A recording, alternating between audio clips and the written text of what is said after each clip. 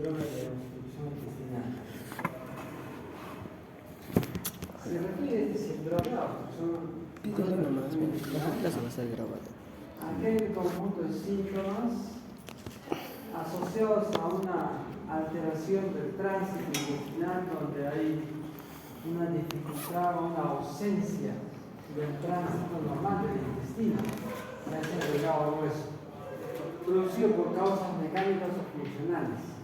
Hay falta de propulsión, ¿no? Falta de la actividad propulsiva que tiene el intestino de conducir los alimentos o los restos de la digestión hasta el recto, hasta el ano finalmente.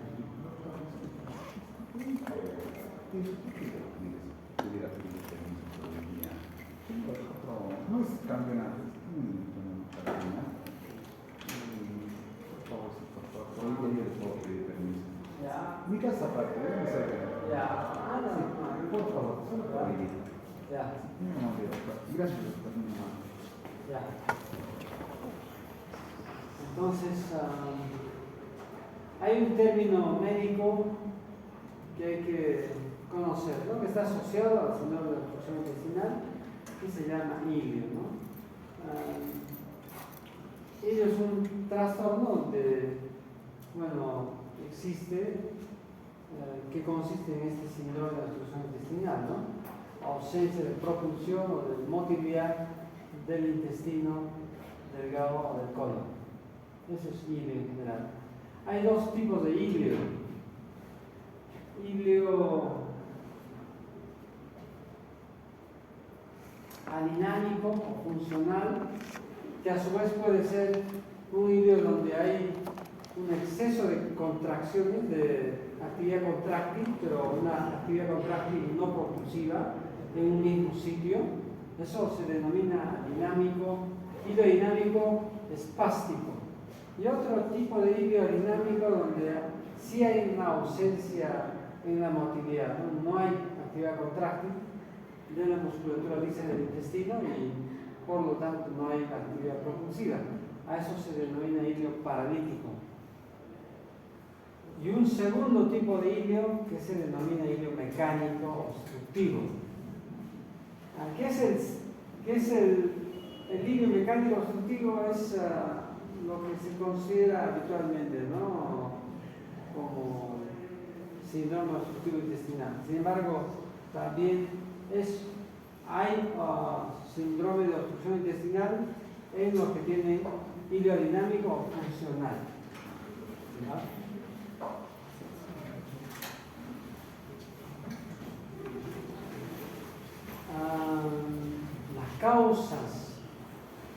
Las causas de ilio dinámico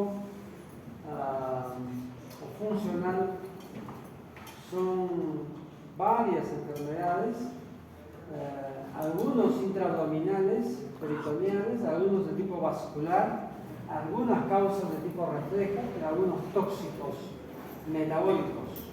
En el caso de causas de ilio dinámico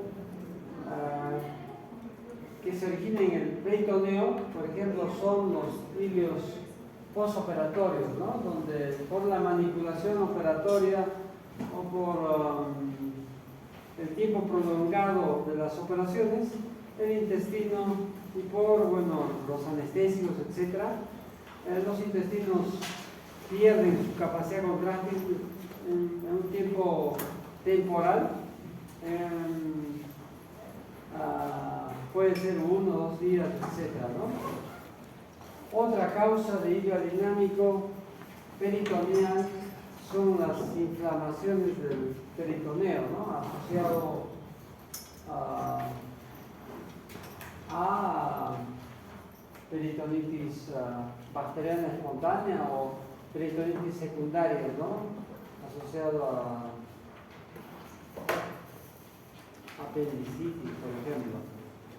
Otra causa de ilio dinámico son las pancreatitis agudas, donde hay un proceso inflamatorio agudo sistémico en el páncreas, pero que puede inflamar por la vecindad con órganos abdominales. La inflamación del páncreas puede inflamar regiones del peritoneo que produce asimismo disminución o ausencia de la motilidad del intestino. Otra causa de ilios peritoneales son los hemoperitoneos, ya sea espontáneos o secundarios, por perforaciones de víscera oveca, etc., por otros factores, ¿no? Por otros traumatismos. En segundo lugar, dentro de las causas vasculares del ilio dinámico están los problemas vasculares a nivel del sistema venoso intestinal o arterial, incluso las trombosis mesentéricas, formación de trombos en las venas mesentéricas, ¿no? O en el trayecto del sistema venoso intestinal. Causas de ilio dinámico son, por ejemplo, infartos agudos de miocardio de cara inferior, eventualmente podría producir problemas de ilio, ¿no? Síntomas de ilio dinámico. Cólicos biliares, más que simplemente cólicos biliares, enfermedades inflamatorias de la vesícula o del colédoco, colangitis, colecistitis aguda, más que un cólico biliar no debería repercutir en la motilidad intestinal, ¿no? Sí, un problema mayor que un cólico vesicular, como son colecistitis, colangitis, sí puede producir por vía refleja disminución del peristaltismo intestinal. Cólicos ureterales por cálculos, traumatismos de igual manera, ¿no? Traumatismos abdominales en general pueden disminuir la motilidad intestinal y producir síntomas de obstrucción intestinal.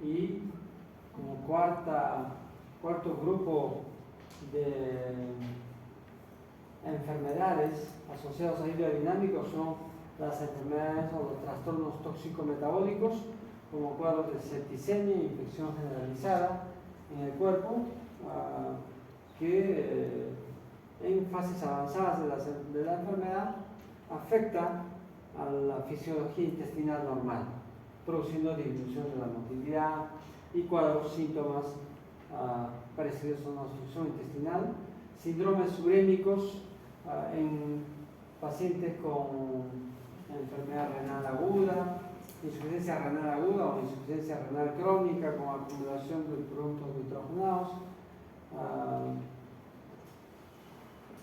por mecanismos tóxicos celulares y por alteración del pH van a producir alteración, ¿no? De la motilidad, de la contracción del músculo liso del intestino o del colon. Cetoacidosis diabética, una complicación aguda de la diabetes mellitus, donde hay acumulación de cuerpos cetónicos, disminución del pH en la sangre, asociada a hiperglicemias, etc. Por este mismo mecanismo va a producir afectación de las células, ¿no? y del mecanismo de contracción que tienen las células musculares lisas, ¿ya? Hipercalcemias pueden producir también estos cuadros de ilio dinámico, hipocalcemias, hipomagnesias, hipocalemias también.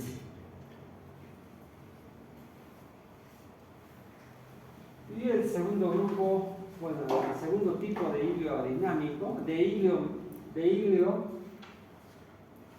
es el ilio mecánico u obstructivo. Este es el ilio mecánico. Obstructivo es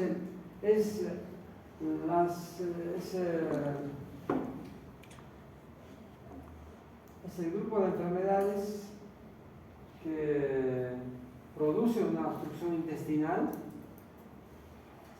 de manejo quirúrgico al 100%,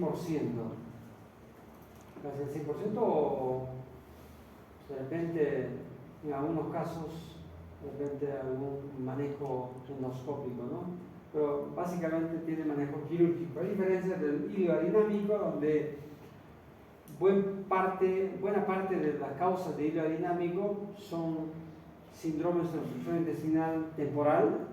Una vez resuelto el problema, mejora el problema de obstrucción intestinal, aunque hay algunos relacionados a peritonitis donde sí tiene que resolverse quirúrgicamente, ¿no? Entonces, en el líquido mecánico, a su vez distinguimos dos tipos: obstrucción simple, obstrucción intestinal simple, donde hay ausencia, digamos, donde el lumen intestinal está obstruido por algo y por lo tanto hay ausencia de pasaje de contenido luminal intestinal hacia la región distal, hacia el ano. Se suspende el tránsito normal intestinal en la obstrucción simple. Y en el segundo tipo de hilo mecánico, el estrangulamiento, donde aparte de que hay una obstrucción simple, se asocia un problema vascular, hay asociado un problema de la circulación intestinal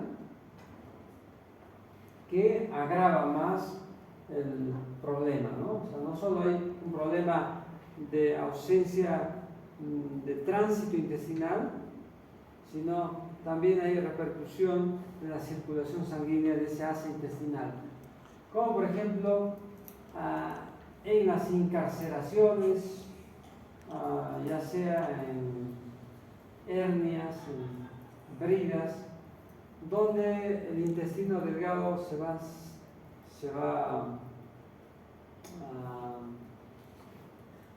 a meter en un saco herniario o se va a estrangular a través de una cicatriz, de un tejido fibroso cicatrizado, ¿no? Que va a disminuir, que va a alterar su circulación normal. Los vólvulos, que son la rotación en su eje del asa intestinal, produciendo suspensión del tránsito intestinal y alteración y suspensión de la circulación sanguínea de ese asa intestinal doblado en su eje, ¿no? Volvulado.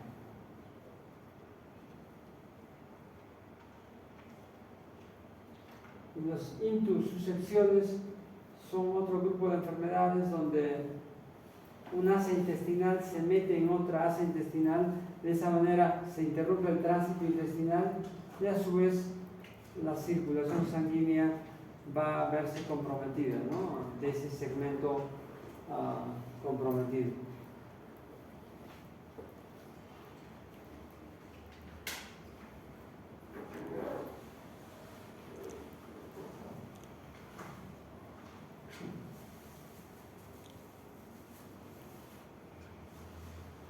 Ahora, en el caso de obstrucción intestinal simple, hay que distinguir tres tipos de lesiones, ¿no? Uno, por ejemplo, cuando hay cuerpos extraños, ya sea cálculos grandes que pueden migrar desde la vía biliar hasta el intestino, que se denomina en realidad ilio biliar. Son complicaciones de la patología biliar que puede afectar hasta el intestino, ¿no? Cuando se obstruye el lumen intestinal por una piedra grande. O obstrucción del intestino, del lumen intestinal por parasitosis, por un ovillo de parásitos de Ascaris, por ejemplo, que también va a interrumpir la luz intestinal, produciendo el síndrome de obstrucción intestinal. También hay obstrucción simple, otro tipo de obstrucción simple en lesiones de la pared intestinal, que pueden ser por tumores de diversa índole, adenocarcinomas, linfomas, etc., que por el crecimiento tumoral van a obstruir la luz intestinal. Y también hay otro grupo de enfermedades inflamatorias de naturaleza médica, pero eventualmente también con, digamos, una enfermedad médica que pueden requerir una solución quirúrgica, como son la enfermedad inflamatoria intestinal tipo enfermedad de Crohn, por ejemplo, que produce una afectación transmural de la pared intestinal, produciendo síndromes inicialmente suboclusivos intestinales, porque disminuyen el tránsito intestinal normal. Al inicio no se obstruye completamente la luz intestinal, pero en algún momento puede haber un síndrome obstructivo intestinal claro, ¿no? Pero sobre todo en el caso de la enfermedad de Crohn va a haber síndromes obstructivos intestinales con un cuadro clínico menos evidente que la obstrucción intestinal, por eso se llama síndromes suboclusivos intestinales. Digamos menos aparatosos, ¿no? Síntomas menos aparatosos que una obstrucción intestinal, pero parecido a la obstrucción intestinal. Y otra enfermedad que lesiona la pared intestinal y también se caracteriza por tener un compromiso transmural son la tuberculosis enteroperitoneal, ¿no? Que puede formar úlceras, heridas y algunas puede haber un crecimiento nodular que puede obstruir la luz intestinal o obstruir parcialmente, producir síntomas suboclusivos intestinales. Y el linfoma, ¿no? El linfoma intestinal que está, bueno, ya está mencionado dentro de varias clases de tumores que pueden presentarse en el intestino delgado. Y en tercer lugar, como un mecanismo de obstrucción intestinal simple, son las compresiones extrínsecas asociadas a adenopatías regionales abdominales que cuando están en un tamaño y un número considerable pueden lograr comprimir el intestino y producir mecanismos que disminuyen la luz intestinal y de esa manera producir síndromes suboclusivos o obstructivos intestinales.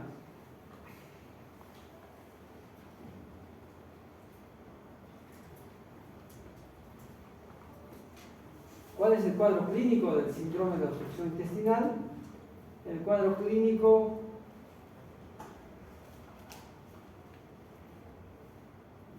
por el mismo nombre del síndrome, si hay obstrucción, significa que hay ausencia o disminución del paso, ¿no? De las heces y de los gases. O sea, va a haber ausencia o disminución de eliminación de gases. O si no hay ausencia o disminución de eliminación de gases, lo que va a haber, sobre todo en obstrucciones, en patologías que obstruyen a nivel de intestino proximal, lo que va a haber es ausencia del paso de alimentos hacia la región distal. Y como no va a pasar los alimentos hacia la región distal, el alimento tiene que salir por algún lado, ¿no? Entonces lo que va a producir es el síndrome de vómito, ¿no? Vómitos cíclicos, intermitentes y ausencia, digamos, poca ingesta alimentaria por estos problemas de vómitos. Además de una interrupción de ausencia de eliminación de gases o ausencia de defecaciones o vómitos, la ausencia de eliminación de gases es más frecuente y de heces es más frecuente en las obstrucciones bajas de colon, y los vómitos es más frecuente en las altas de intestino delgado. Además de eso, hay dolores abdominales, sobre todo más frecuente en las obstrucciones altas que en las bajas, pero también puede haber en las bajas, como por ejemplo en el vólvulo sigmoide, ¿no? En ambos hay dolores abdominales. Meteorismo intestinal es presencia de mucho aire, ¿no? Y en el intestino, y distensión abdominal es el aumento de volumen del abdomen. asociado a acumulación de agua y asociado a acumulación de gases que no se terminan de expulsar, ¿no? A través del recto.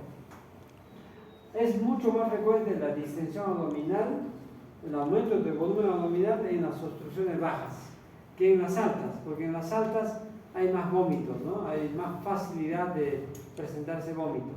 Pero en las bajas está muy lejos, ¿no? Digamos, sí en las bajas, por eso, como no puedes vomitarlo, se te acumula, ¿no? Y se te hincha la barriga y hay dolor asociado a esto. Vómitos alimentarios, vómitos. Luego bueno, al inicio de un síndrome de obstrucción intestinal hay vómitos alimentarios. Una vez se presenta, digamos, el evento de obstrucción intestinal, se vomita en lo que hay en ese momento, ¿no? Si has comido ese momento horas antes, y esa comida no logró pasar más allá de la obstrucción, lo que se tiene que vomitar es eso, ¿no? Si es que es alto, si la obstrucción es de intestino delgado sobre todo, se vomita, ¿no? Después de que no hay vómitos, después de que ya no hay alimento, lo que se vomita son secreciones intestinales, ¿no? Ya sea biliosas o las secreciones del intestino mismo, ¿no? Que a veces siempre tienen bilis. Hay secreción biliosa a la segunda porción del intestino delgado, y si no hay comida, lo que sale es bilis, ¿no? Mezclado con otras secreciones intestinales. Y en las obstrucciones bajas, lo que puede haber es vómitos a veces fecadoideos, ¿no? Pero es raro, ¿no? Bueno, pero sí existe, ¿no? Está escrito que hay también vómitos de ese tipo. Y el dolor abdominal. Dolor abdominal por la distensión del intestino,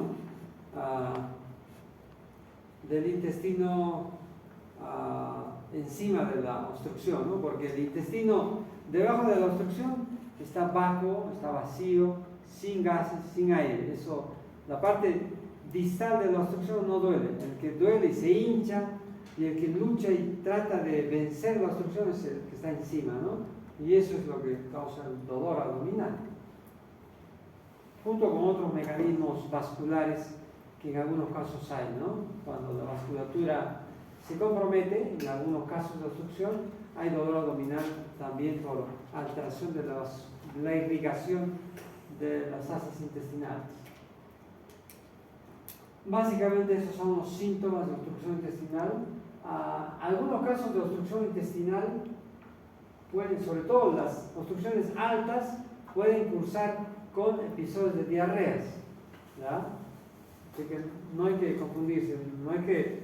Las obstrucciones intestinales no presentan nunca diarrea. Puede haber al inicio episodios de diarrea, sobre todo, digamos, por los restos de alimentos, por los restos intestinales que quedan debajo de la zona obstruida, va saliendo, ¿no? A veces en forma líquida o en forma normal, ¿no? Puede seguir eliminando al inicio restos de defecaciones, pero que se han quedado debajo de la zona obstruida. Ya en la evolución, luego de varios días, obviamente, si ya no come, ya no va a haber nada, ¿no? De heces. Las complicaciones del síndrome de obstrucción intestinal, de las enfermedades que se presentan con la obstrucción intestinal, es la deshidratación, los trastornos hidroelectrolíticos. ¿Por qué se explica esto? Al haber interrupción del tránsito normal del intestino, primero va a haber disminución del aporte alimentario. Las personas que tienen este problema no van a ingerir mucho alimento porque ya sea están con vómitos o ya sea porque tienen dolor abdominal y no lo pueden expulsar, entonces no ingestan la cantidad adecuada, ¿no? De agua, no ingieren la cantidad adecuada de agua ni de alimentos.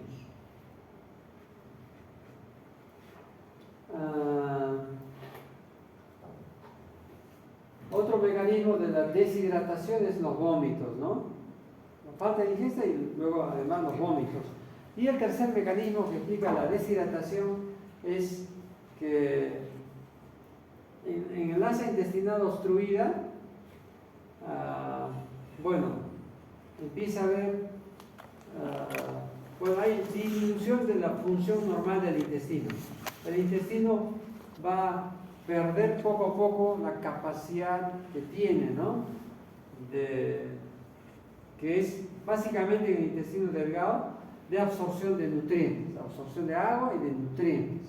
Entonces no se va a absorber bien y de esa manera también no va a ingresar agua y nutrientes a la circulación, ¿no? Y además la acumulación, el estancamiento de agua, de líquidos en el intestino, produce un fenómeno inflamatorio, ¿no? A nivel del intestino, un fenómeno inflamatorio local que a su vez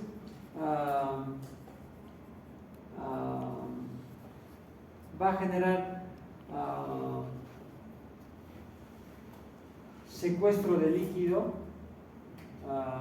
en este espacio de la cavidad abdominal, ¿no? Y se va a acumular bastante líquido que no va a poder circular muy bien hacia no va a poder pasar adecuadamente a la circulación sanguínea.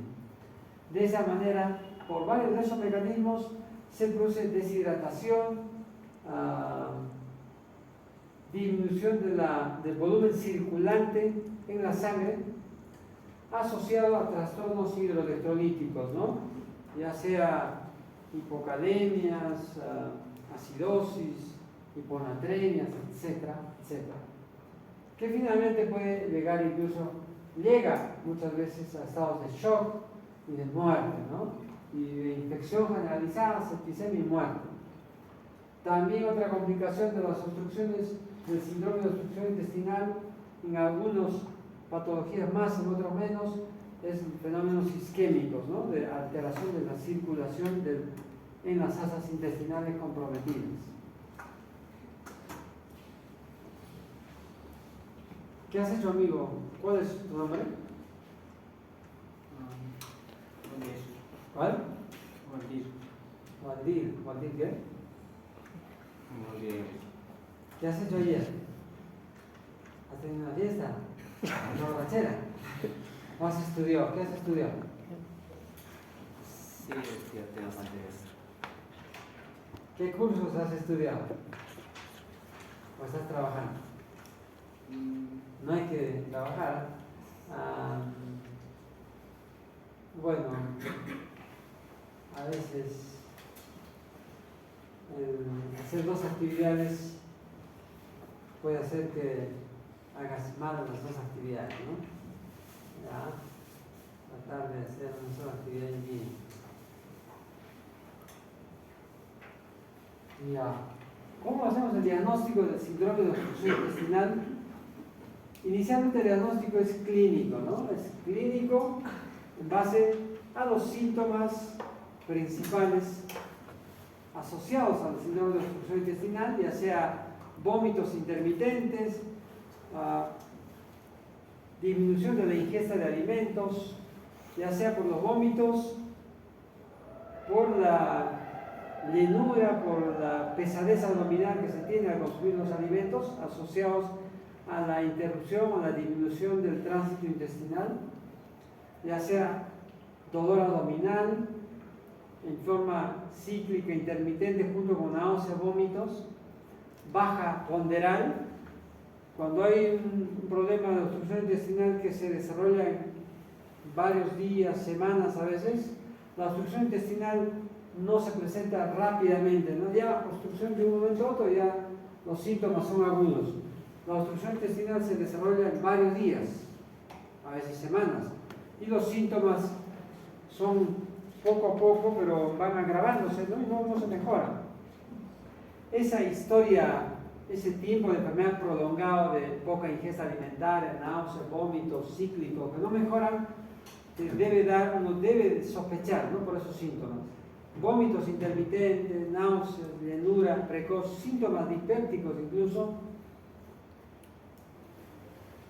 que no mejora con los tratamientos habituales de gastritis, por ejemplo. Es sospechoso, ¿no?, que puede haber un problema, de que se esté desarrollando un problema de obstrucción intestinal. Si hay ausencia de defecaciones, o si su barriga está muy hinchado, obviamente está distendido y mucho dolor, y hay otras manifestaciones, otros signos en el examen físico, ahí ya se va a confirmar, ¿no?, un problema de obstrucción intestinal. Entonces, la segunda fase del diagnóstico de síndrome de obstrucción intestinal está basado en el examen físico. Sin embargo, el examen físico en las patologías de obstrucción intestinal alto, el examen físico es poco expresivo, no da muchas manifestaciones clínicas. Le examinas, ya ha vomitado, ya ha expulsado el contenido alimentario que no lograba pasar hacia la región distal del intestino, y su abdomen está sin dolor, plano, hay ruidos, no hay nada. Está normal, está mintiendo. En las altas, ¿no? Y en las obstrucciones bajas, ahí sí es más evidente que va a haber una distensión abdominal, ¿no? Y como en las obstrucciones colónicas difícilmente se va a vomitar, la distensión abdominal se va a quedar, ¿no?, muchos días. O sea, no se va a solucionar con el vómito, sino va a quedar mucho tiempo, y es más fácil hacer el diagnóstico, ¿no? Ya está distendido, los ruidos pueden estar aumentados, los ruidos de lucha, o si ya es una evolución de varios días de la enfermedad, ausencia de ruidos, ¿no? Ya el intestino se ha cansado de luchar y ya se ha agotado, ¿no? Ya no tiene fuerzas y se agotó.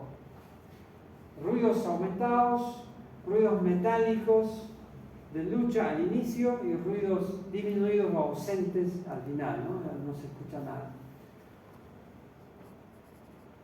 En las bajas, abdomen distendido, timpanismo, aire o áreas de matidez y dolor, ¿no? Dolor intestinal y los ruidos disminuidos al final. Con la anamnesis y el examen físico ya tienes ya más o menos alta sospecha de obstrucción intestinal, y lo que tienes que hacer es confirmar, ¿no?, la sospecha clínica.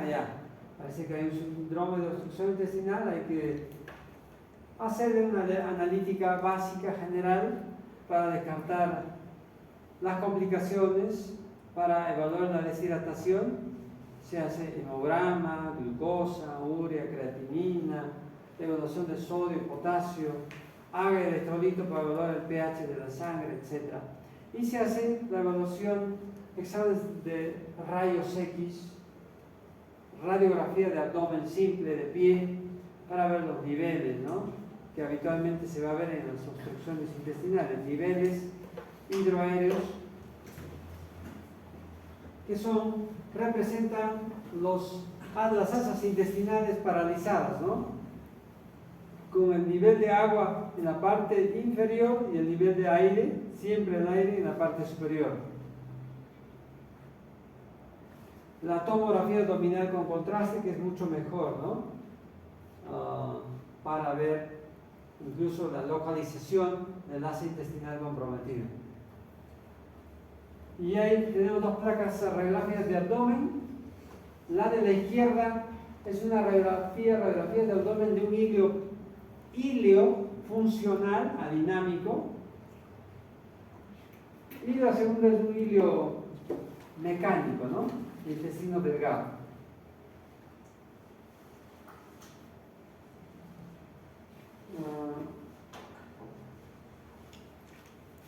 Intestino grueso, incluso grueso. La diferencia de la radiografía de ilio adinámico e ilio mecánico es que en la radiografía de ilio adinámico hay una dilatación difusa del intestino, delgado y colon, está dilatado todo, ¿ya? Esa es la diferencia. En cambio, en los ilios mecánicos hay una dilatación de asas intestinales en la parte que está encima, en las asas intestinales encima de la obstrucción. Y está normal en las asas intestinales debajo, porque eso no está comprometido. Y la dilatación es encima. O sea, algunas asas dilatadas, algunas no. Bueno, y además los niveles hidroaéreos, ¿no?, que pueden observarse. En este caso hay dilatación nada más, la difusa de asas intestinales. No hay heces habitualmente en el hilio adinámico, ausencia de heces.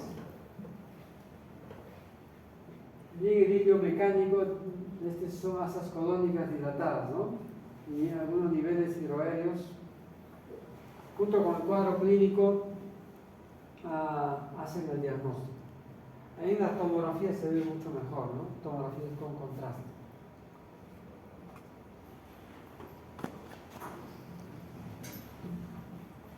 Entonces, el síndrome de obstrucción intestinal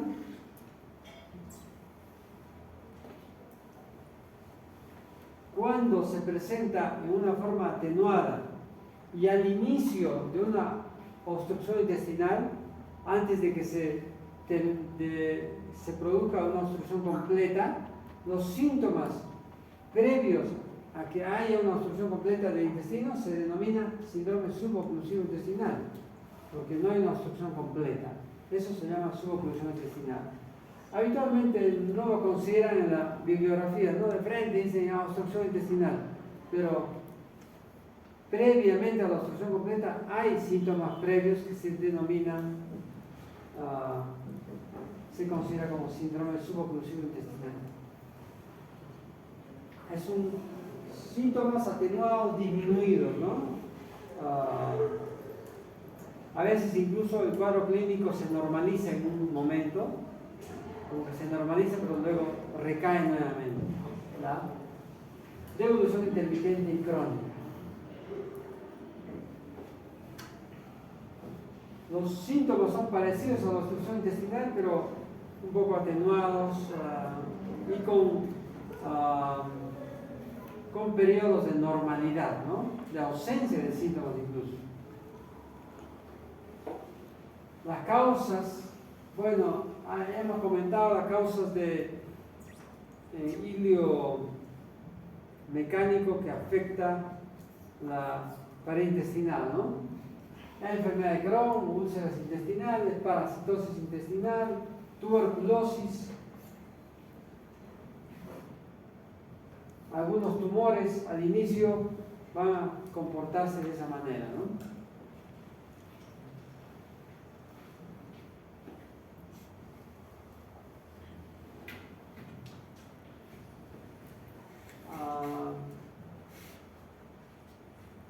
En cuanto al hilio adinámico, el hilio adinámico, si bien es producido por muchos factores, pero hay dos entidades clínicas que tienen un nombre propio, son problemas funcionales de obstrucción intestinal, son hilios adinámicos, pero tienen un nombre propio, ¿no? Incluso han sido estudiados como una enfermedad propia, tipo intestino irritable, pero hay compromiso de la motilidad intestinal. Es, por ejemplo, lo que se denomina la pseudoobstrucción intestinal crónica. Probablemente le han puesto el término de pseudo porque en realidad no hay ninguna obstrucción, ¿no? Pero parece una obstrucción porque el problema es funcional. Hay un hilio, pero tipo funcional, asociado a muchas condiciones clínicas, parálisis cerebral u otros trastornos del sistema nervioso central, enfermedades degenerativas, etc. Enfermedades cardíacas graves, enfermedades pulmonares graves o renales crónicas graves, ¿no? Pacientes que están en UCI, cuidados intensivos, postrados con septicemias, etc., pueden tener también esta enfermedad, pueden hacer este trastorno funcional con nombre propio, ¿no? Y ya no en este caso hablamos de síndrome, sino ya como una enfermedad, ¿no?, de tipo funcional. O pacientes que toman drogas en forma crónica que alteran la motilidad intestinal, como son, por ejemplo, pacientes que tienen dolores crónicos, que tienen neoplasias, calman su dolor usando narcóticos, ¿no? Narcóticos opiáceos, por ejemplo, que una de sus complicaciones es producir atonía del intestino, parálisis intestinal. Otros medicamentos, igual, ¿no? Mucho antiespasmódico, a veces puede producir también algún tipo de parálisis del intestino. Anticolinérgicos también pueden producir parálisis intestinal, ¿no? Cuando se utiliza en algunas enfermedades.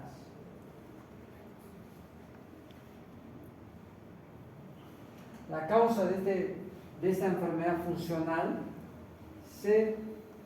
hay varias hipótesis y probablemente más de 2 de estos mecanismos pueden explicar, ¿no?, por qué se produce la parálisis del intestino funcionalmente en estas situaciones. Una disminución o un defecto a nivel del sistema nervioso entérico intrínseco o extrínseco. Un defecto o una disminución de la actividad contráctil de las células musculares lisas. Una suspensión o disminución o ausencia de la activación de las células intersticiales de Cajal a nivel intestinal, que son células que inician la motilidad intestinal, son iniciadores de la actividad contráctil del intestino. O una alteración en la producción de neuropéptidos, que también tiene que ver en la estimulación de la actividad contráctil a nivel del intestino.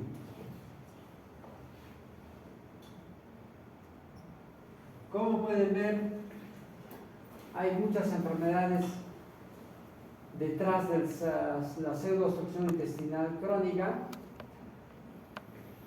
Un grupo de ellos, bueno, hay 2 tipos. ¿Por qué se hace así? ¿Ya? ¿Cómo hacemos? ¿Quién es experto? Ya se está arreglando. Creo que es muy sensible. Ya. Bueno, hay una enfermedad de pseudoobstrucción de tipo primario asociado a alteraciones musculares viscerales, incluso de tipo hereditario, familiar, y otros de tipo esporádico. Neuropatías viscerales, también de transmisión hereditaria, y otros de tipo esporádico. O sea, esporádico quiere decir que a quien sea le puede dar, ¿no?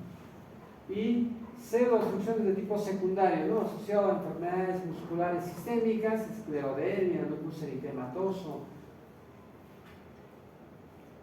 A propósito de un caso, ¿no?, que estaban viendo, podría estar relacionado, ¿no? Amiloidosis, distrofias musculares, enfermedades neurológicas diversas, consumo de fármacos, narcóticos, antidepresivos, anticolinérgicos, antiparkinsonianos, etc. Enfermedades metabólicas endocrinas como diabetes, hipotiroidismo, porfirias agudas, etc. Incluso infecciosas, el HIV, enfermedades Chagas, virus del Epstein-Barr, citomegalovirus pueden dar, ¿no?, en algún momento, compromiso funcional de la motilidad intestinal. Y otras causas, enteritis por radiación, enfermedad celíaca, etcétera, etcétera. Síndrome de Ogilvie es un síndrome que se denomina a la pseudoobstrucción intestinal de tipo agudo, principalmente que afecta al colon, ¿no?, pero de tipo agudo. Es un síndrome agudo que puede después de repente hacerse crónico, ¿no? En ese caso ya lo denominaríamos como síndrome de obstrucción intestinal crónica. Y los síntomas son similares, ¿no? A una obstrucción intestinal, pero de tipo funcional, asociado a las otras enfermedades que hemos dicho, ¿no? Estados posoperatorios también, etc. Muy bien, ¿alguna pregunta? ¿Tiene alguna pregunta? Doctor, tengo una duda. ¿Cuáles son las causas más comunes de obstrucción intestinal en el Perú? Causas más comunes de obstrucción intestinal. Ajá. Bridas de adherencias son una causa frecuente, ¿no? Bueno, vólvulos de colon. Creo que esos son los más frecuentes. En niños también. No, en niños hay otros trastornos, a veces congénitos. No te podría decir mucho más de niños, pero probablemente más problemas de malformaciones. Doctor, disculpe una consulta. ¿Y cómo se llama? Con respecto a lo que dicen los niños, cuando en allá, pues dicen, se ha volteado la barriga y no pueden comer, o sea, comen y ya pasa, vomitan. Lo comen, vomitan cada rato. Ajá. Sí, o sea, pero hasta donde tengo entendido, es decir, lo denominan así, ¿no? En el campo especialmente se ha volteado la barriga. Cuando ellos están jugando se cae y luego lo tienen que, bueno, el curadero especialmente le hace masajes en el estómago Por ahí podría ser ovillo de Ascaris, ¿no? Y un masajito a los Ascaris para que se libere. Podría ser eso, ¿no? Que a veces resulta. Ya. Síndrome de mala absorción intestinal.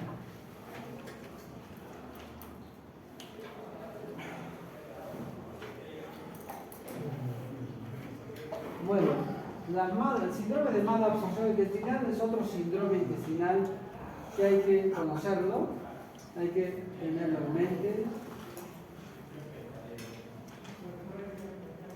Y vamos a hablar de este tema entonces. Clásicamente el síndrome de malabsorción intestinal se refiere a los síntomas graves de la malabsorción intestinal, ¿no? Que típicamente en la práctica clínica no son tan frecuentes, ¿no? Hoy en día, diarreas crónicas, baja de peso, estados de desnutrición calórico, proteico, etc. Tiene síndrome de mala absorción o algo así, o no sospecha de eso. Hay síndromes de mala absorción que se presentan con un cuadro clínico variado, no típico, pero que incluso puede simular síndromes que manejamos habitualmente como comunes, ¿no? Como síndromes dispépticos, síndromes diarreicos, etc., ¿no? O mucho gas, que a veces pueden ser síndromes de mala absorción, pero que no se estudia, no hay mucha forma de estudiarlo, ¿no? En nuestro medio y se quedan como síntomas, síndromes comunes, ¿no? Es gastritis, ¿no? Tiene gastritis, ¿no? Pero puede estar habiendo también síndromes de mala absorción.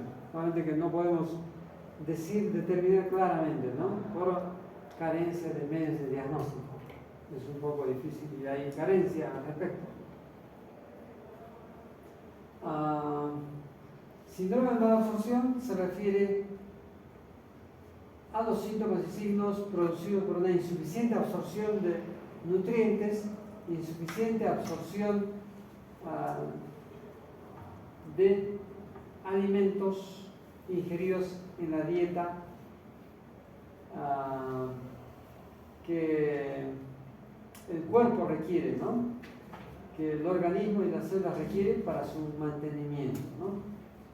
La insuficiente absorción de estos nutrientes hace de que el cuerpo y las células no puedan llevar a cabo muchas de las funciones, ¿no? Y probablemente va a haber un deterioro o una disminución del funcionamiento de muchos órganos y sistemas progresivamente. Ahora, en el síndrome de mala absorción hay algunos síntomas y signos derivados del mismo problema de la mala absorción, como es de repente los gases, la distensión abdominal, la presencia de diarreas y progresivamente los síntomas asociados a las deficiencias nutricionales, ¿no? Ya sea deficiencia de vitamina del complejo B, deficiencia de calcio, deficiencia de absorción de grasas, que van a conllevar a estados de desnutrición, a pérdida de peso, etcétera, etcétera. Mucho más evidente los síntomas son cuando hay síndromes de mala absorción en la infancia, ¿no? En la infancia, donde hay un crecimiento y desarrollo constante, es más notorio, ¿no? Y más grave incluso este problema, donde va a interrumpir, ¿no? El crecimiento y el desarrollo, ¿no? de los niños en esta edad, en estos primeros años de vida. En el adulto, digamos, no hay mucho problema en relación al desarrollo, y básicamente se va a disminuir o va a afectar al peso y va a producir una serie de síntomas asociados a esta alteración de la absorción de nutrientes. Hay dos conceptos que se tienen que saber cuando se habla de síndrome de mala absorción. Un concepto de indigestión y un concepto de mala absorción propiamente. El concepto de indigestión se refiere a la alteración del desdoblamiento o de la hidrólisis, a la alteración de la hidrólisis de macromoléculas grandes que ingerimos a través de la dieta, carbohidratos, carnes, etcétera, que ingresan como macromoléculas y que por la digestión deben de desdoblarse, deben de hidrolizarse en moléculas más simples y de esa manera puedan absorberse. A esa alteración de la hidrólisis y del fraccionamiento de moléculas grandes, de moléculas pequeñas, se denomina indigestión, ¿no? Que puede afectar, que puede conllevar a estados de mala absorción por el compromiso inicial de la digestión de los alimentos. Y otro problema que sí es mala absorción, que es un problema básicamente que se da a nivel de la pared intestinal, a nivel de las velocidades, donde hay una insuficiente absorción de nutrientes debido a varios mecanismos, ¿no?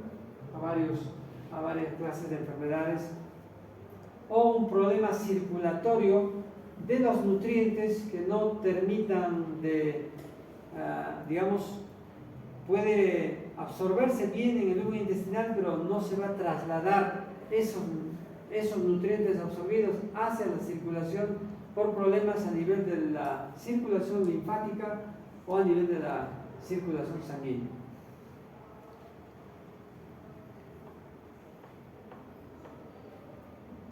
Los mecanismos que están asociados al síndrome de mala absorción son básicamente tres tipos: trastornos digestivos intraluminales en el lumen intestinal, que están asociados básicamente, que explican básicamente problemas de indigestión. En el lumen intestinal se desarrolla la digestión de los alimentos, el fraccionamiento de la hidrólisis de macromoléculas y micromoléculas, y trastornos del epitelio y de la superficie intestinal, que básicamente explica los problemas de mala absorción.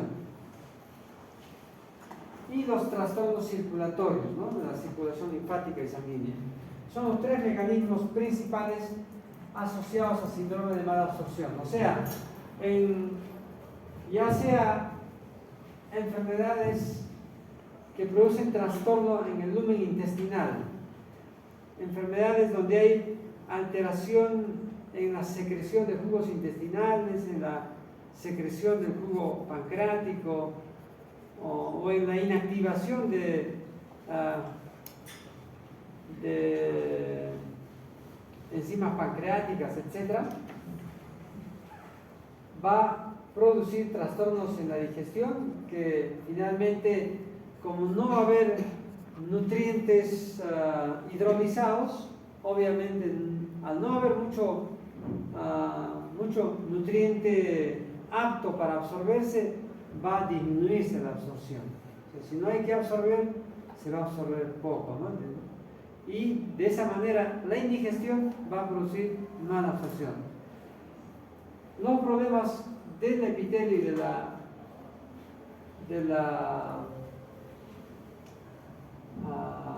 las microvellosidades intestinales es otro problema donde, habiendo una buena digestión, funcionando bien la hidrólisis, la transformación de macromoléculas en micromoléculas de los nutrientes, pero el intestino, las células intestinales y las velocidades que tienen que absorber están enfermos, ¿no? Y no absorben, entonces se pierde. Ese es otro mecanismo importante a través del cual se produce mala absorción. Y el tercer mecanismo es donde funciona todo lo anterior, pero la circulación está alterada, ¿no? No hay circulación, no hay transporte de estos nutrientes de las células a la circulación, de esa manera no llega al resto de células del organismo y se producen también problemas de mala absorción por mecanismo de transporte. En el intestino delgado proximal se absorben una serie de nutrientes como lípidos, carbohidratos, péptidos, aminoácidos y oligoelementos como hierro, calcio, ácido fólico y también agua y electrolitos. En el intestino medio se absorben también carbohidratos, también péptidos, aminoácidos, también calcio, agua y electrolitos. En el intestino distal se absorben ácidos biliares, produciendo la circulación enterohepática de ácidos biliares, que nuevamente sale a través de la bilis, se secreta a través de la bilis en el hígado. Se absorbe la vitamina B12 y se absorbe también agua y electrolitos. Y en el colon, principalmente agua, electrolitos y algunos triglicéridos de cadena corta y media, algunos aminoácidos, muy poco, y algo de calcio. Entonces,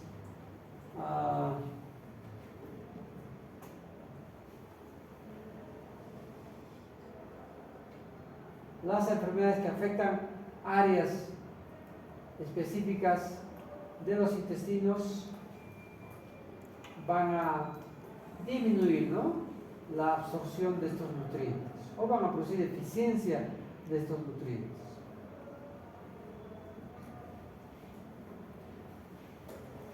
Bueno, los síntomas asociados al síndrome de obstrucción intestinal, al síndrome de mala absorción intestinal, como había dicho, los síntomas clásicos son diarreas, exceso de gas, baja de peso,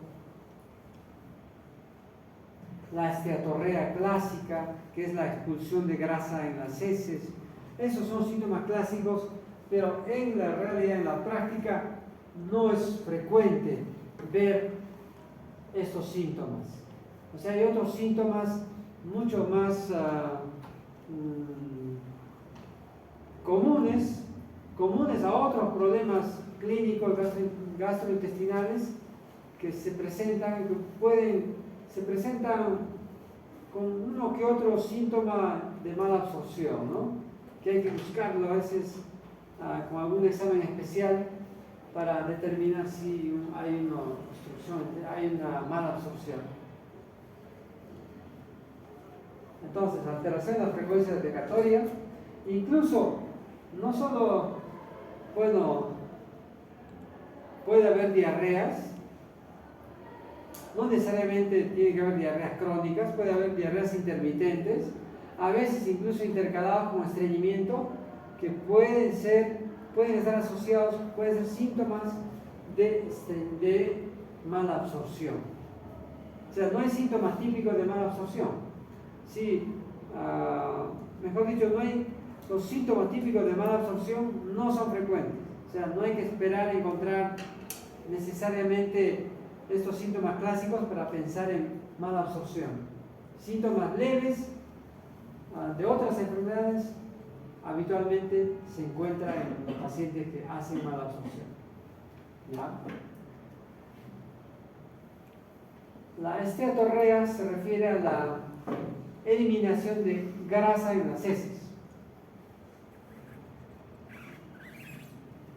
¿Qué significa mala absorción de las grasas en el intestino?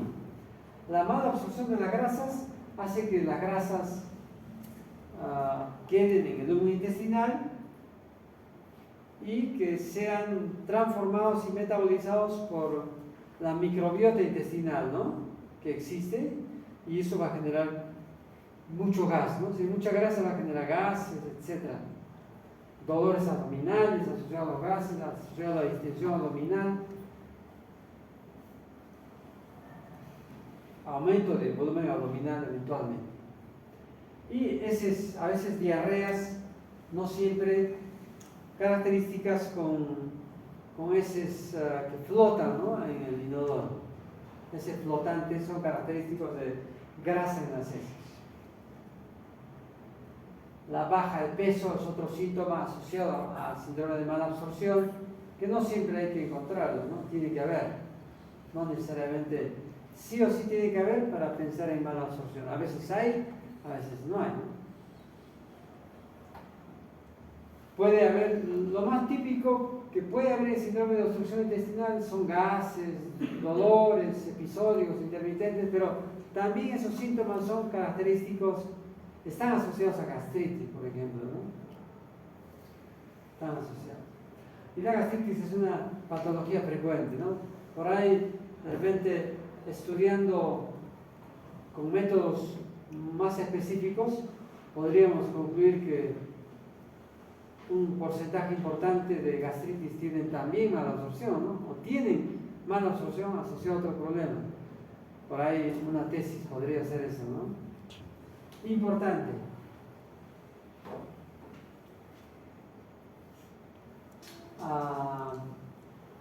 La mala absorción de grasa, mala absorción de carbohidratos, la mala absorción de nutrientes obviamente va a producir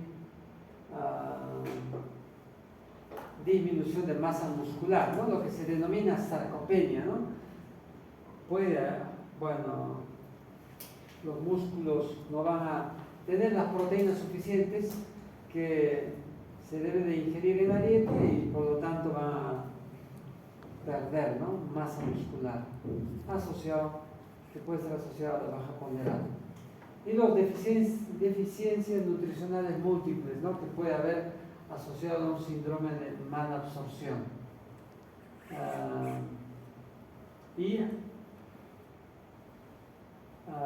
Deficiencias de oligoelementos, ¿no?, que pueden asimismo tener un cuadro clínico característico, ¿no? La deficiencia de absorción de calcio puede dar síntomas de tetania, contracturas musculares, etc.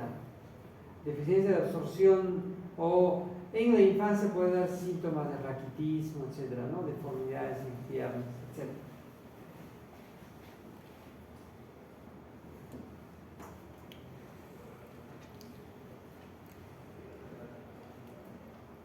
Bueno, en algunos estados de obstrucción de mala absorción intestinal puede haber compromiso de estado general, ¿no? Ya en estados extremos, ¿no?, de ausencia de ingesta de alimentos o de un síndrome de mala absorción intestinal que no es tratado, ¿no?, con algunos suplementos dietéticos, puede comprometer gravemente el estado general, ¿no?, en estados de abandono sobre todo.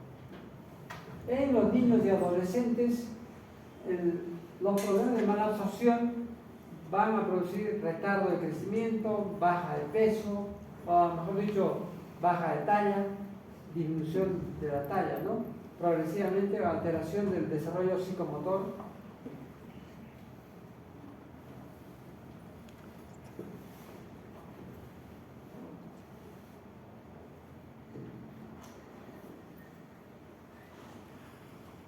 Bueno, síntomas generales en algunos cuadros de mala absorción intestinal, donde hay mala absorción de muchos nutrientes, hay debilidad, cansancio, déficit de fuerzas físicas, como algunos estudiantes por ahí de repente no se alimentan bien o de repente tienen mala absorción y llegan chaquetas, se duermen en las clases. Podría estar asociado a mala absorción intestinal, podría estar asociado.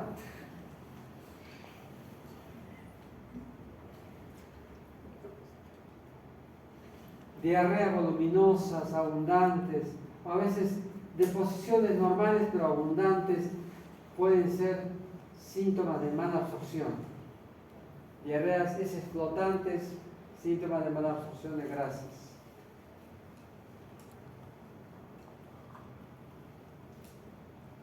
Diarreas espumosas, asociado a descomposición de carbohidratos, ¿no?, o descomposición o metabolismo de grasas, ¿no?, por la microbiota intestinal.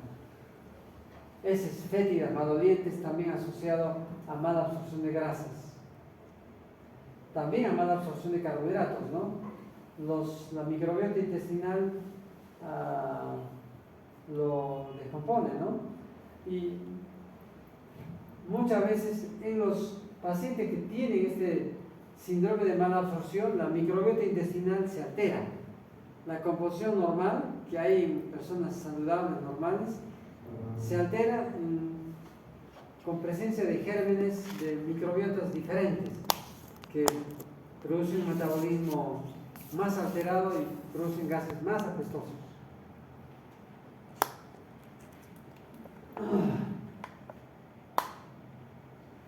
Bueno, algunos de los síntomas, ¿no?, asociados a mala absorción intestinal, no necesariamente cuando tienes gases tienes que tener, por ahí cuidado que se sugestionen gases, yo creo que estoy con mala absorción, van a decir.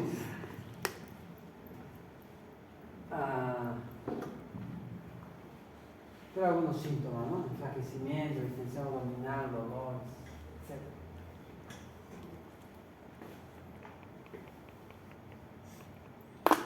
Algunos síntomas pueden parecerse a colon irritable, solamente que el colon irritable no debe dar baja de peso, no debe de haber ningún trastorno, ninguna deficiencia nutricional, ¿no?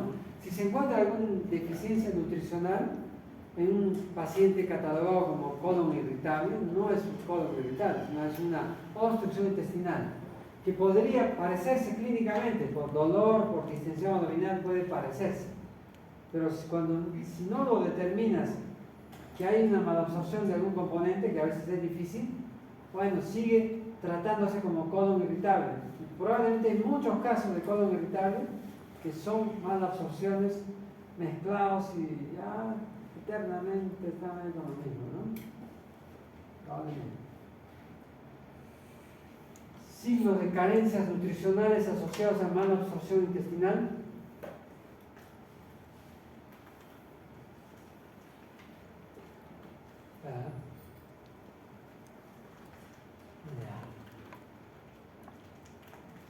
Anemia es un signo, ¿no?, de alarma que puede presentarse en pacientes con mala absorción, ya sea por deficiencia de hierro, por deficiencia de ácido fólico o deficiencia de vitamina B12.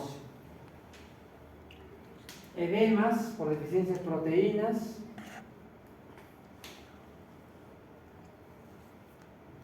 Deficiencia de otros oligoelementos como cobre, por ejemplo, zinc puede dar también, ¿no? tetanias, calambre muscular por deficiencia de calcio y magnesio, dolores óseos, osteoporosis, asociados a osteoporosis, osteomalacia, o en los niños raquitismo por deficiencia de absorción de calcio y vitamina D, equimosis, sangrados fáciles por deficiencia de vitamina K asociado a mala absorción de grasas, alteraciones en la mucosa bucal, gingivitis, queilitis angular asociado o problemas de piel, problemas de la uña asociados a deficiencia de vitamina del complejo B, caída del cabello, deficiencia, por ejemplo, por deficiencia de muchos factores, puede ser por estrés, etcétera, pero puede estar asociado a deficiencia de zinc u otros problemas. En nutrición harán bien, también repasarán bien, supongo, estos aspectos, supongo.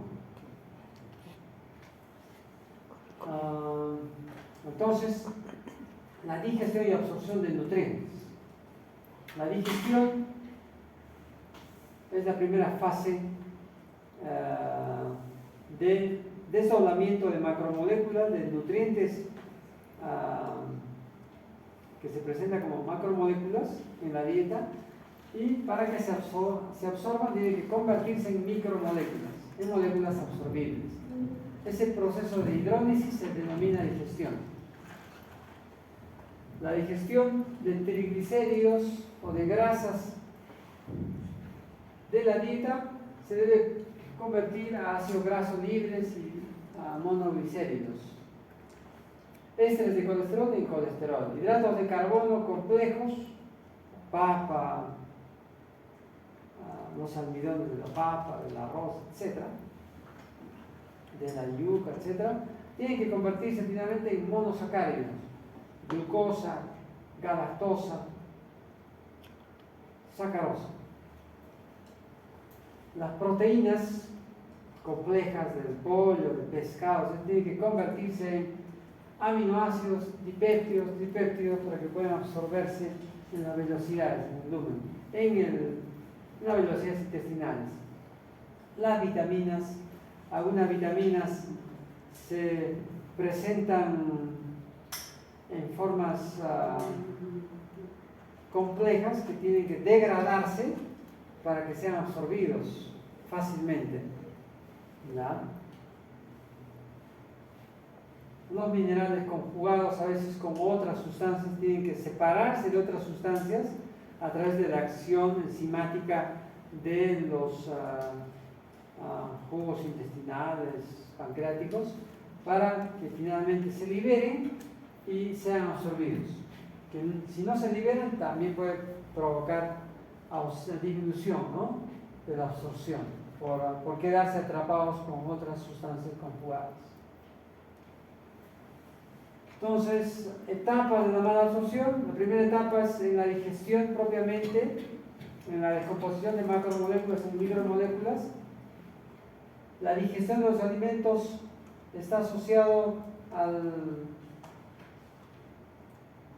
la descomposición y a la digestión de los alimentos gracias a la presencia, a la mezcla de los alimentos con el jugo gástrico, donde participa el ácido clorhídrico, la pepsina, o la bilis, que es importante para la solubilización de las grasas, o el jugo pancreático, que ayuda a la digestión propiamente de grasas y de las proteínas, y de algunas vitaminas, también como la vitamina B12, es importante la participación del jugo pancreático. Y la absorción, la segunda fase de la mala absorción, cuando hay enfermedades a nivel del epitelio intestinal que compromete a las velocidades intestinales, disminuyendo su capacidad absortiva, ¿no?, de estas, y de esta manera disminución de la absorción de los productos de la digestión, ¿no? Ya se disminuye la capacidad de absorción del intestino. Y en la fase posabsortiva o de circulación, de transporte de los productos absorbidos hacia la circulación sistémica.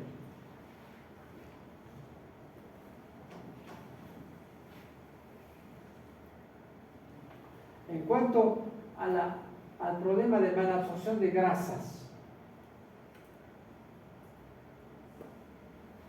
habíamos dicho, en la fase luminal se desarrolla la digestión, ¿no? Hasta desdoblar triglicéridos en ácidos grasos y monoglicéridos. Los ácidos grasos libres y monoglicéridos a su vez pueden estar aptos para pasar de frente al enterocito, pero en las vellosidades intestinales hay también algunas lipasas que pueden seguir degradando, ¿no? Para que la absorción sea más fácil.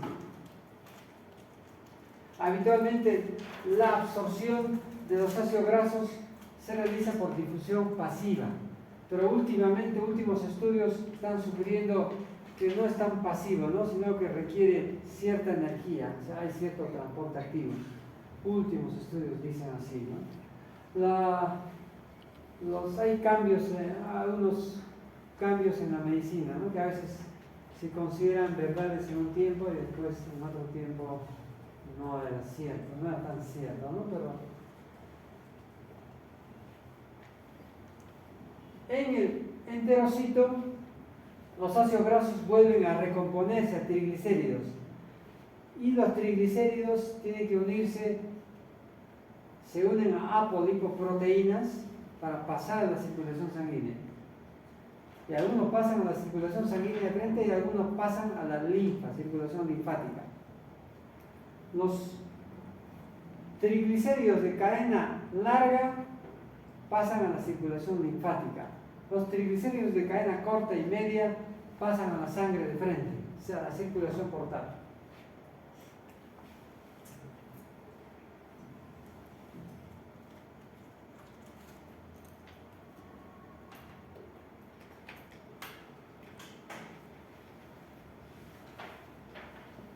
Causas que producen mala absorción de lípidos. A nivel de la digestión, problemas en los ácidos biliares, en la cantidad de ácidos biliares o en la composición adecuada de ácidos biliares va a producir mala absorción de los lípidos. Disminución de la síntesis de ácidos biliares en el hígado o disminución de la secreción por problemas obstructivos, problemas colestásicos, problemas que hacen de que no fluya adecuadamente la bilis al intestino, también puede puede producir mala absorción de lípidos o grasas. Y finalmente, problemas a nivel intestinal que hacen de que no se cumpla la reabsorción de sales biliares, va a romper la circulación enterohepática de sales biliares y de esa manera disminuir la mala absorción o producir mala absorción de grasas. Alteración en la producción de enzimas pancreáticas también va a afectar y va a producir la absorción de los lípidos.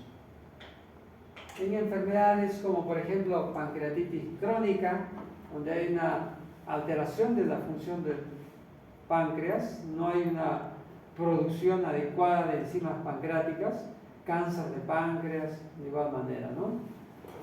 Lesiones, tumores pancreáticos benignos incluso, también van a producir disminución de la producción de enzimas pancreáticas y de esa manera disminución de la absorción de lípidos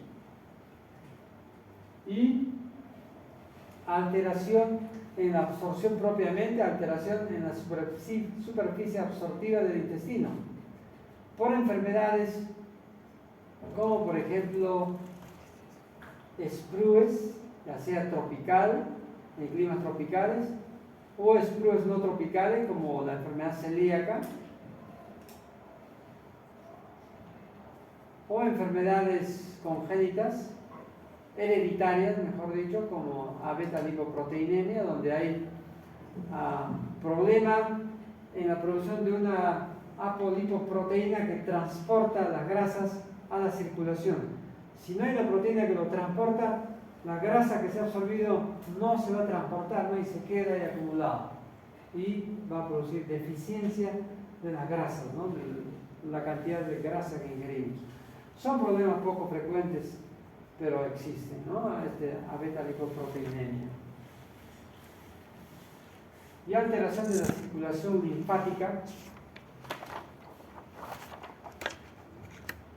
propiamente, ¿no? Problemas circulatorios de la circulación linfática, linfangiectasias, dilataciones de los conductos linfáticos a nivel intestinal, problemas como linfomas que van a comprometer la circulación linfática, enfermedad de Whipple, que también puede comprometer la circulación linfática, va a disminuir la absorción de grasas por ese mecanismo circulatorio.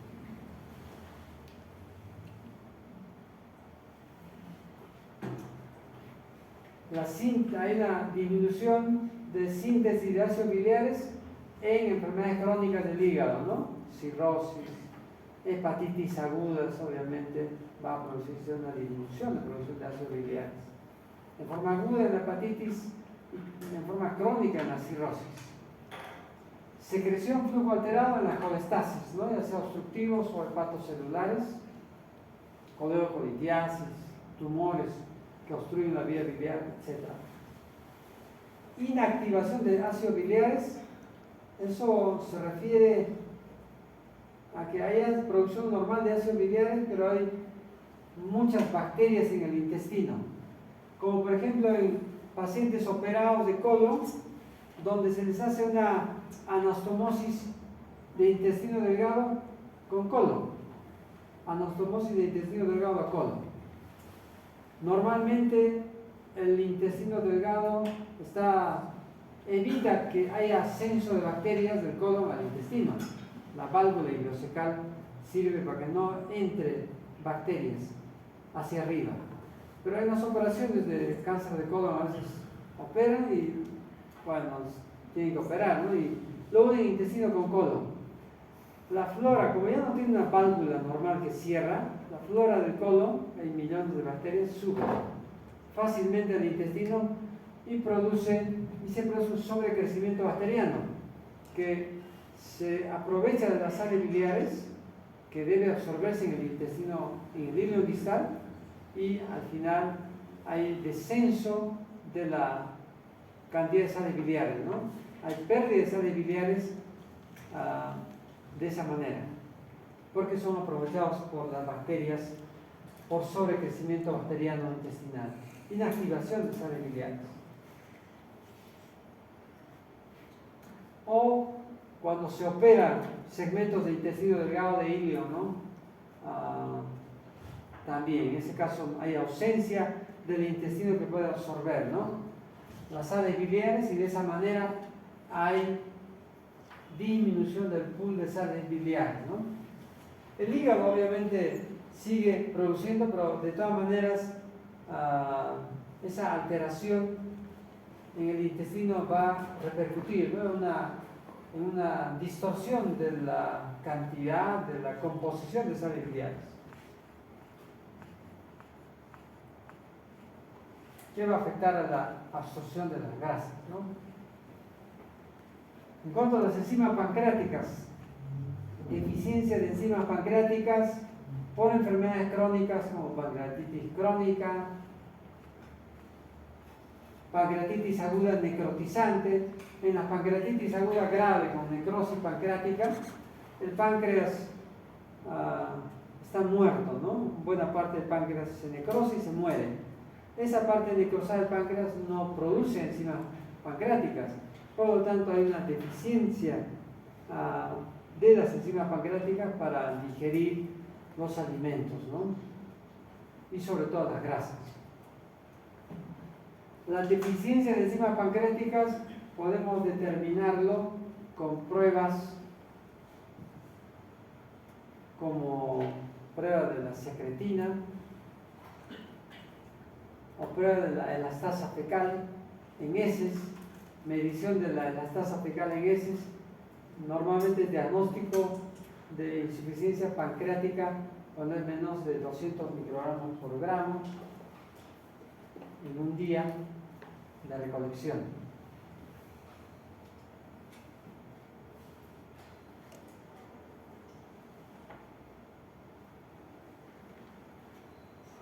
Otras pruebas que ayudan al diagnóstico de mala absorción de grasas por cualquier causa en realidad,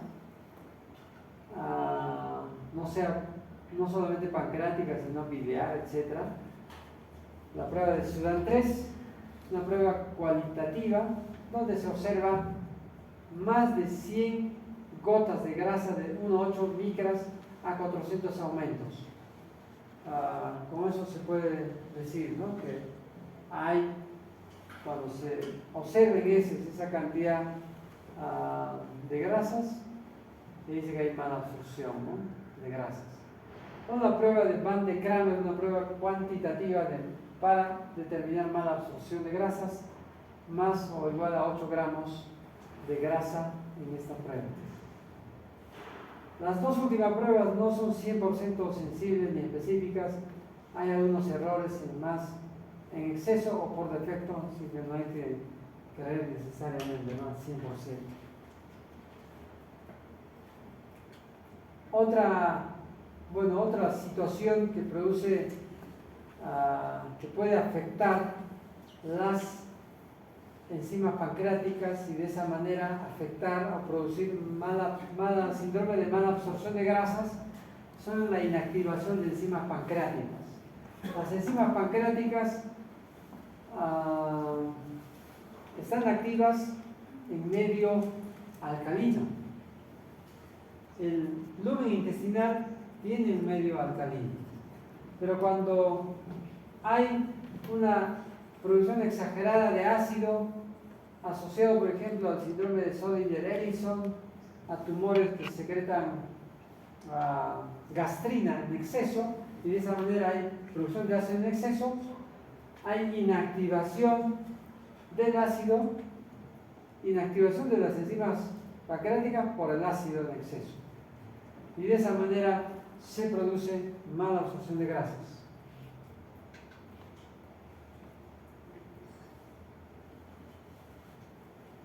Otros problemas que pueden afectar las enzimas pancreáticas también es la hipercalcemia, que puede producir inactivación también de las enzimas pancreáticas. Otro problema que puede afectar a la función de las enzimas pancreáticas en la digestión de las grasas es la asincronía o desincronía o inadecuada mezcla del jugo pancreático con los alimentos en pacientes operados con derivaciones digestivas, operados del estómago, donde unen el estómago a un lado, al otro lado, hacen una serie de anastomosis en el intestino por problemas diversos, pero al final puede producirse eso, ¿no?, que el jugo pancreático sale por un lado y los alimentos están por otro lado. O sea, no se encuentra finalmente el jugo pancreático para que actúe a nivel de los alimentos. Por eso algunos pacientes operados pueden tener también insuficiencia o mala absorción de grasas por este problema anatómico. En pancreatitis crónica, ¿no? Una enfermedad que está asociada a mala absorción de grasas. No todos hacen mala absorción de grasas, obviamente, pero en algún momento va a haber síntomas típicos, ¿no?, de la mala absorción. Se ve en la tomografía, ¿no?, calcificación del páncreas, signos patognomónicos de pancreatitis crónica. En enfermedades intestinales, ¿cómo se afecta las velocidades intestinales? Las velocidades intestinales se van atrofiando progresivamente en enfermedades inflamatorias del intestino. Por ejemplo, bueno, en la enfermedad celíaca, que es una enfermedad donde hay inflamación crónica del intestino, producto de una activación inflamatoria a raíz de la presencia de proteínas del gluten, gliadina, glutenina, que estimula la activación de células inmunológicas de linfocitos que finalmente con el tiempo va a producir atrofia, ¿no? Atrofia del intestino y en algún momento va a producir síndrome de mala absorción. La tuberculosis intestinal, por mecanismos inflamatorios, por daño directo, destrucción directa del micobacterio en el intestino, también va a producir síntomas de mala absorción. La enfermedad de Crohn, igual, por mecanismos inflamatorios, por inflamación del epitelio intestinal, por invasión de células inflamatorias en el intestino, va a producir como tiempo atrofia, ¿no? Y disminución de la absorción, de la función intestinal. Linfoma intestinal, más o menos como el mismo mecanismo, ¿no? Resecciones intestinales, cirugías bariátricas, en realidad no hay problemas inflamatorios, sino lo que existe es ausencia de extensiones largas de intestino que puedan absorber los nutrientes. Resecciones intestinales grandes que producen síndrome de intestino corto en algunos casos, o resecciones intestinales que afectan al ileum nada más, que no producen síndrome de intestino corto, pero sí van a producir mala absorción o alteración de la absorción de sales biliares. De esa manera va a influir en la digestión de las grasas. O algunas cirugías bariátricas, ¿no? Donde hay anastomosis del intestino al estómago y hay una sincronía, ¿no? Entre la salida de alimentos y salida del jugo pancreático, por ejemplo.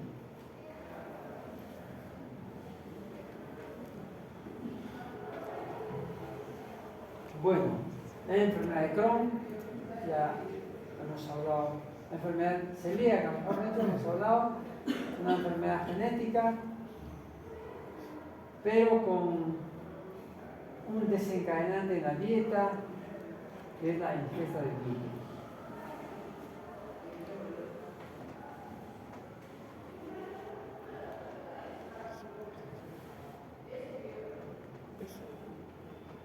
Esclerosis tropical, otra causa de síndrome de mala absorción. Este esclerosis tropical está dado por sobrecrecimiento bacteriano intestinal, presencia de bacterias malas a nivel del lumen intestinal, sobre todo en pacientes, personas de climas tropicales, ¿no? Donde puede haber crecimiento de bacterias malas.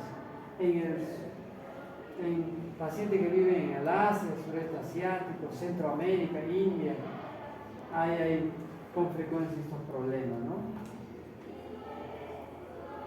Asociado probablemente a contaminación del agua, de los alimentos, etc.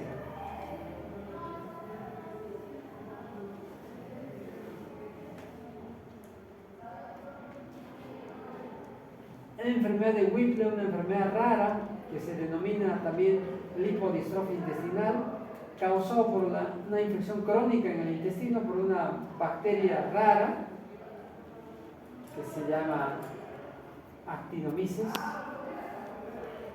que produce cuadros de diarrea, cuadros clínicos de diarrea, síntomas de mala absorción, gases, y además síntomas sistémicos, ¿no? Dolores articulares, síntomas neurológicos, probablemente asociado a deficiencias nutricionales o por compromiso sistémico de la bacteria, lesiones cutáneas, síntomas cardíacos, etc.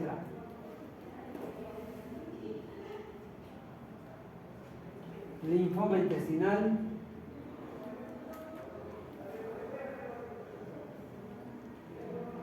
que se presenta, que puede presentarse con síntomas de mala absorción y también con síntomas de suboclusión intestinal, así como la tuberculosis, así como la enfermedad de Crohn puede presentarse con síntomas de mala absorción o síntomas de suboclusión intestinal también, o no ambos.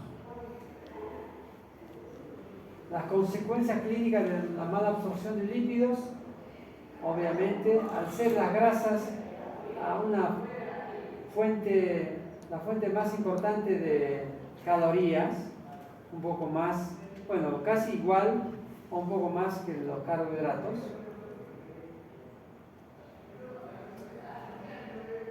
Al disminuir su absorción, obviamente hay desnutrición calórica, disminución de peso. Asociado a la mala absorción de lípidos, hay mala absorción, puede haber mala absorción de vitamina liposoluble, vitamina A, que requiere de la presencia de grasas, la vitamina D, la vitamina E, la vitamina K, que requieren la presencia de las grasas para su absorción, junto con ellas. Al no haber estas, disminuye la absorción de estas vitaminas. Bueno, hay diarreas secretoras, colónicas, por mala absorción de sales biliares.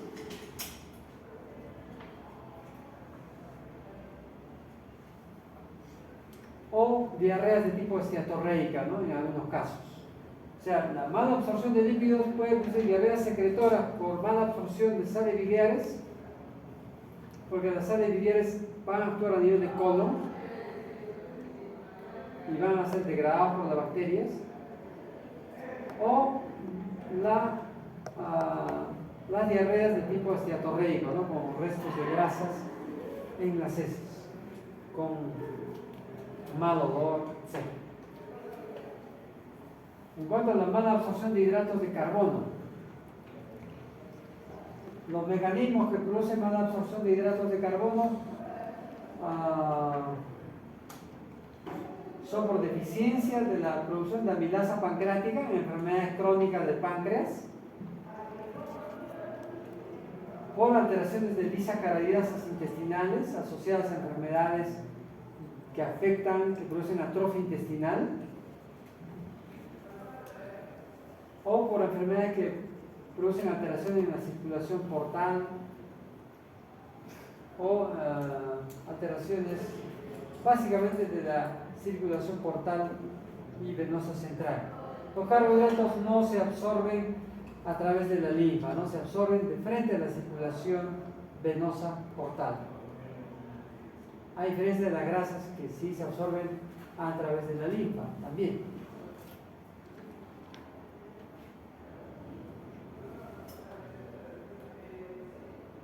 Bueno, algunas enfermedades ya hemos hablado de enfermedades pancreáticas, de enfermedades intestinales que producen atrofia intestinal, enfermedad celíaca, enfermedad esclerotropical, enfermedad de Whipple.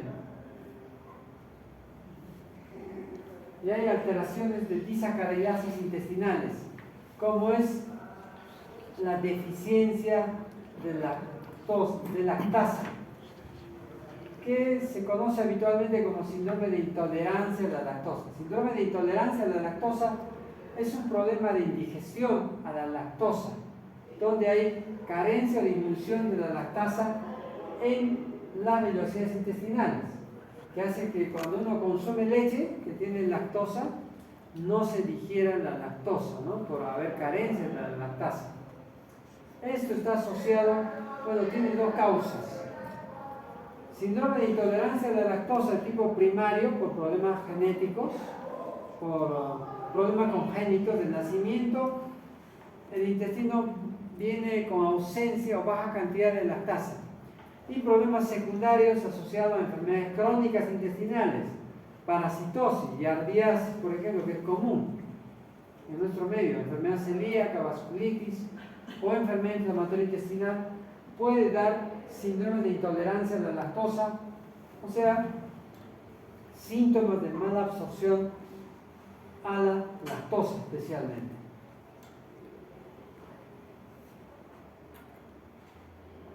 Obviamente este síndrome de intolerancia a la lactosa no va a repercutir y no va a ser causa de mala absorción de carbohidratos, ¿no? Porque los carbohidratos hay cientos de carbohidratos, la lactosa no es la única fuente de dieta, ¿no? Salvo si consumieras pura leche, ahí sí, ¿no? Te va a dar mala absorción de carbohidratos. Como hay muchas fuentes de carbohidratos, entonces no te va a dar, no va a sufrir de mala absorción de carbohidratos, solamente va a tener algunos síntomas de indigestión a la leche cuando tome leche, ¿ya?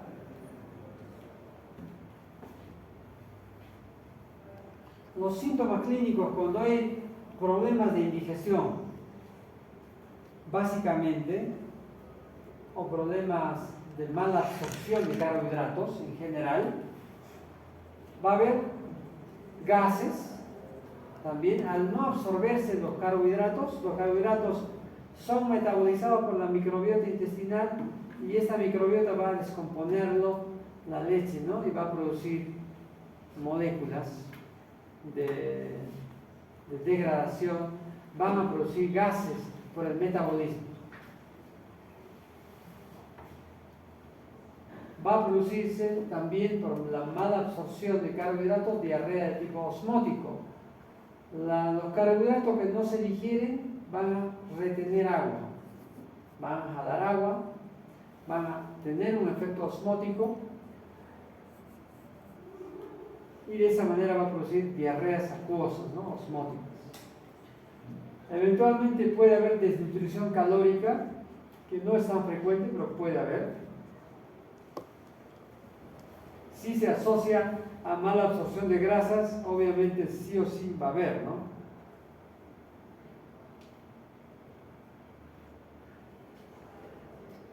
Y los gases, el meteorismo por la producción de gases, productos del metabolismo bacteriano, ¿no? Formación de metano, CO2, heces líquidas que van a inflamar el ano, van a producir heces ácidas, se va a producir heces ácidas por el metabolismo bacteriano,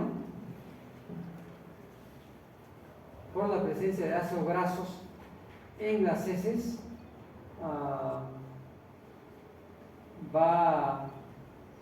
digamos, las heces van a irritar el ano y es un síntoma más o menos frecuente también de los pacientes que tienen mala absorción de carbohidratos, irritación del ano, ¿no?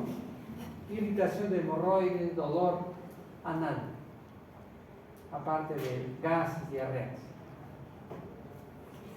El diagnóstico de mala absorción de carbohidratos se puede realizar con pruebas del aliento de hidrógeno, administrando previamente lactosa para determinar obviamente mala absorción de lactosa, o administrando fructosa o desilosa y luego midiendo la cantidad de hidrógeno que se produce, ¿no? Obviamente cuando hay mayor producción de hidrógeno después de la administración de estas tres sustancias, uno puede decir que se está descomponiendo más, ¿no? Porque los carbohidratos no se están absorbiendo y se descomponen y se expulsan a través de la prueba del aliento.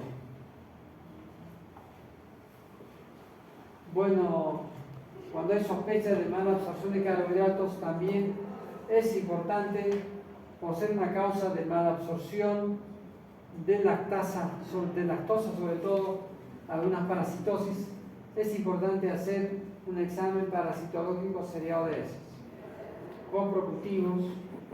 Finalmente, también dentro del diagnóstico está siempre la realización de endoscopia, de colonoscopias.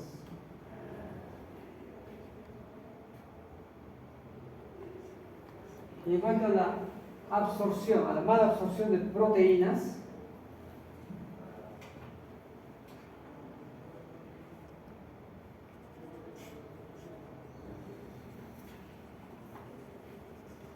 las proteínas son descompuestas en el lumen intestinal hasta aminoácidos y péptidos.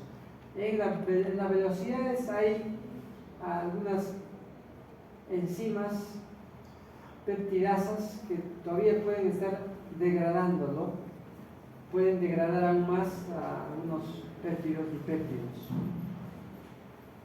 ingresan al enterocito ya como aminoácidos y péptidos y de allí pasan a la circulación, a la sangre portal. En forma de aminoácidos, en 90%, ¿no? En forma de dipéptidos, péptidos, de 10% nada más.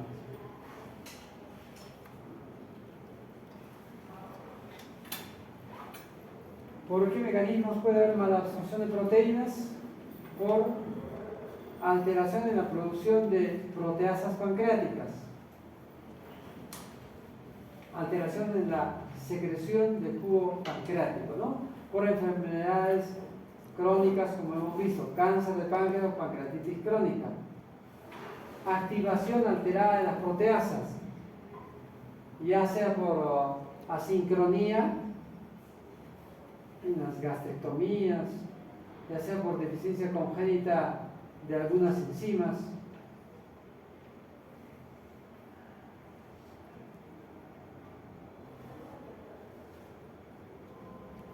o por la misma insuficiencia pancreática exocrina, ¿no?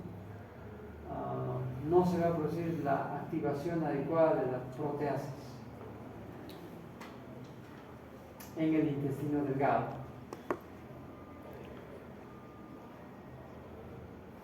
También por una disminución o una limitación en la superficie absortiva del intestino,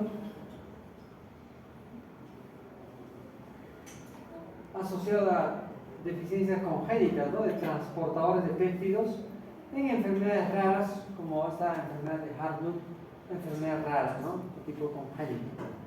No haber, digamos, transporte adecuado de los péptidos hacia la circulación en los enterocitos. Cuando hay pérdida de proteínas luminales en enfermedades inflamatorias intestinales, enfermedad de Crohn, colitis ulcerativa, etc. Enfermedades que producen ulceraciones, enteropatías por Aines, colitis isquémicas, sobrecrecimiento bacteriano intestinal puede hacer de que se pierdan las proteínas luminales, ¿no? Por consumo, en este caso, de bacterias intestinales. En enfermedades linfáticas también puede producirse pérdida de proteínas luminales en el lumen intestinal. Alteraciones de la circulación venosa central también pueden producir mala absorción de las mala distribución de las proteínas absorbidas, ¿no? En insuficiencia cardíaca derecha, trombosis mesentérica, va a condicionar de que los nutrientes que se han absorbido no se distribuyan a todo el organismo, no se queden ahí acumulados dentro del intestino o en una parte del organismo y no circulen para todo el organismo, y de todas maneras puede afectar a otros órganos.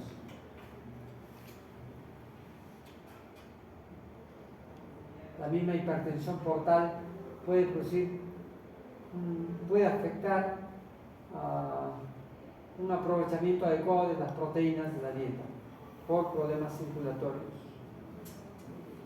Las consecuencias clínicas: desnutrición proteica, que se manifiesta en la infancia por retraso de crecimiento, principalmente, o sea, los niños no van a crecer, no van a quedar enanos. Hipoluminemia, disminución de la albúmina, ¿no? De las proteínas en la sangre, formación de edemas asociado a la disminución de proteínas, disminución de células inmunológicas como linfopenia, inmunodepresión asociados a la deficiencia de proteínas. El diagnóstico de un síndrome de mala absorción, básicamente uno tiene que tener cierta sospecha clínica. A veces el cuadro clínico no hay que esperar a que haya todos los síntomas de diarrea, estatorrea, a veces no hay. Con la mínima sospecha clínica hay que hacer algunas determinaciones, ¿no? Evaluación de grasa en heces a través de la prueba de Sudan 3 de tipo cualitativo, ver gotas de grasas en las heces, o cuantitativo, en la prueba de Van de Kammer, o evaluación indirecta de mala absorción, ¿no? Buscando deficiencias nutricionales, disminución del nivel de colesterol, puede estar asociada a mala absorción de grasas, hipocarotinemia, disminución de los niveles de vitamina A en la sangre, también estaría asociado a mala absorción de grasas, hipocalcemia, mala absorción o problemas de intestino delgado, hipoprotrombinemia o prolongación del tiempo de protrombina, también asociado a mala absorción de grasas, hipoproteinemia, hipoproteinemia, obviamente nos está indicando que hay falta de aporte, ¿no? O mala absorción de proteínas. Anemias ferropénicas, también puede ser, o anemias macromegaloblásticas, macrocíticas, están asociados ya sea a deficiencia de absorción de hierro o deficiencia de vitamina B12 o ácido fólico.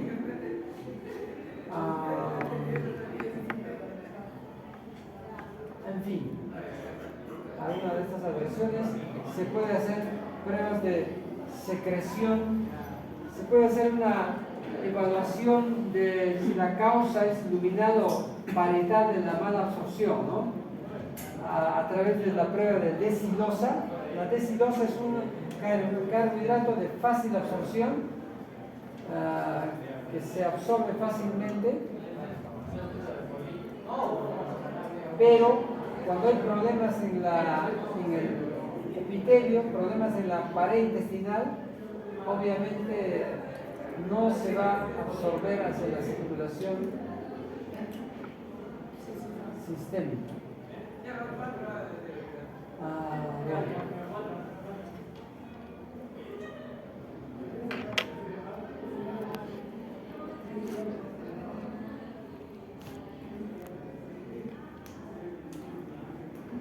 Valores disminuidos de la desilosa significan que no hay absorción y por lo tanto daño parental, ¿no? Y valores normales de la desilosa, cuando se administra desilosa, significa que los problemas pueden ser luminales, ¿no? Problemas de la digestión de los carbohidratos. Y eso es todo, creo que ya es hora.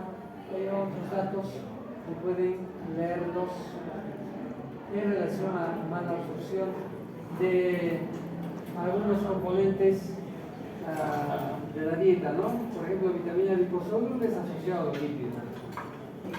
Mala absorción de vitamina B12 asociado a anemias, a gastritis crónica trófica, etc. Sobrecrecimiento bacteriano, etc. Bueno, eso es todo. No leí eso. Gracias.